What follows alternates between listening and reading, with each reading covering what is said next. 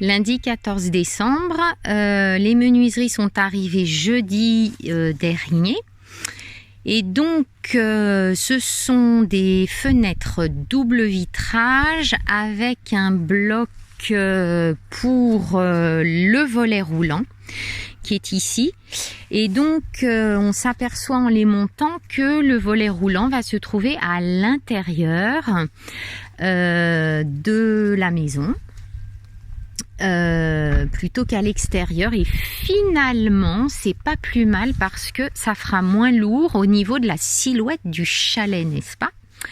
Donc il y a les fenêtres classiques, là ici derrière la bâche, là il y a la porte d'entrée, et là ici la porte-fenêtre où voilà, où il y a un petit problème en bas. Là on va voir si on peut résoudre ça. Voilà, c'est un petit peu déboîté, mais on va voir si ça passe comme ça. Donc vous voyez, le volet roulant est juste à l'extérieur, le bloc à l'intérieur. Donc ce sont des fenêtres qui se posent en tunnel, donc c'est-à-dire juste qui se placent dans le carré prévu à cet effet. Et là donc vous avez ici les appuis de fenêtre, ce qu'on appelle les appuis de fenêtre. Et donc là ils sont pas tout à fait adaptés parce que l'eau va couler en fait sur le bois, faire des traces partout, etc. Donc ce qu'on fait, c'est que nous mettons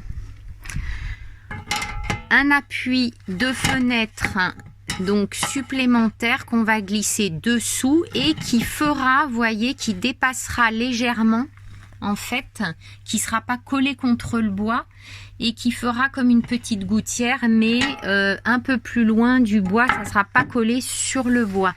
Voilà, donc ça va protéger. Et donc ça, c'est le genre de petits détails à prévoir aussi quand pour les finitions. Et donc Régis et Christelle mettent bien là-dessus parce que moi je connais pas tout. Et ça fait vraiment un drôle d'effet d'arriver et d'avoir enfin des fenêtres et surtout la lumière dans le chalet. Alors vous voyez, le bloc il est quand même un peu imposant à l'intérieur. Bon, il y a évidemment on va enlever le film bleu. Voilà, et j'ai pris des manivelles à la main en fait.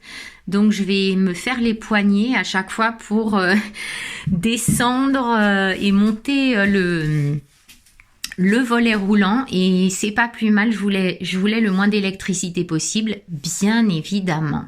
Voilà, juste un petit film pour vous faire voir la différence entre la fenêtre qui n'a pas encore son appui supplémentaire et donc celle qui l'a donc rajoutée. Vous voyez, donc de façon à ce que l'eau en fait puisse s'écouler ici, sinon ça serait écoulé sur le rebord de la fenêtre et ça aurait taché encore plus. Voilà. Mardi 15 décembre, donc voilà, les menuiseries sont sorties des palettes et elles sont montées. Ah, que c'est bon, et j'ai une porte d'entrée enfin, et ça me donne vraiment un sentiment de grand avancement, le fait d'avoir des fenêtres. Alors je m'aperçois évidemment que la surface vitrée est plus petite que je ne pensais du fait des volets roulants et du caisson à l'intérieur, mais c'est ainsi. Finalement je me dis que c'est super que j'ai beaucoup de fenêtres parce que je trouvais que j'en avais beaucoup, notamment dans la cuisine et puis là sur le côté, puisque j'ai opté pour une porte-fenêtre côté jardin. Et là donc en haut aussi, c'est bien qu'il y ait une grande porte-fenêtre, une grande fenêtre, parce que normalement c'était une simple fenêtre, un ouvrant. Et moi j'ai décidé de mettre justement avec deux battants. Donc voilà. Et je me réjouis vraiment de cette avancée.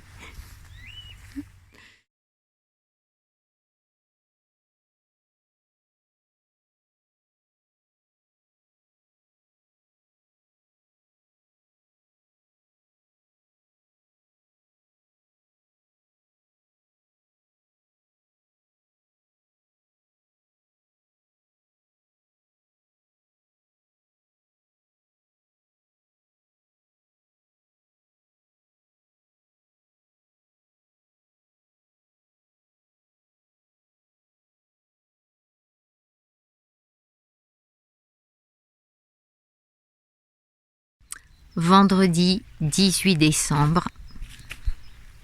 Le chalet est terminé à l'extérieur, dans sa structure. Le soleil brille. J'ai été tendue jusqu'à la fin parce qu'il y avait les dernières rives de bacacier qui n'arrivaient pas pour le haut vent. Et donc je suis allée les chercher auprès du transporteur dans la campagne. Et voilà, c'est arrivé à temps parce que Régis et Christelle, les monteurs, partaient à midi. Voilà, donc les fenêtres sont posées, la porte. Voilà, je vais pouvoir me détendre pour cette fin d'année, un petit peu avant de reprendre tout l'intérieur pour pouvoir m'installer un jour.